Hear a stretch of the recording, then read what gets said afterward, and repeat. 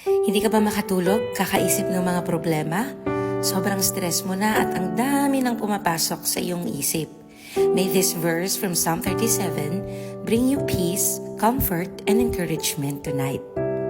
Huwag kang ma-stress dahil sa mga masama. Huwag kang mainggit sa mali ang ginagawa.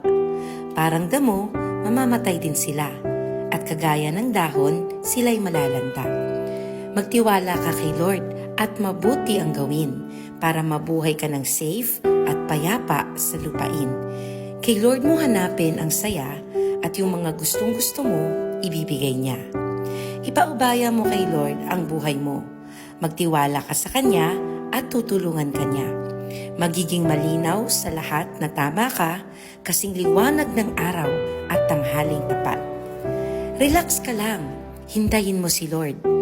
Huwag kang ma-stress pag umaasenso ang iba o pag natutupad ang masasamang plano nila. Huwag kang magpadala sa galit at sa stress. Ipapahamak ka lang yan.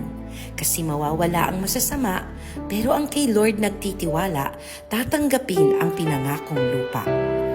Konting panahon na lang, wala nang masasama. Kahit hanapin sa lugar nila, hindi mo sila makikita. Pero yung mga humble, tatanggapin ang pinangakong lupa. Ang sagana at magandang buhay, ma-enjoy nila.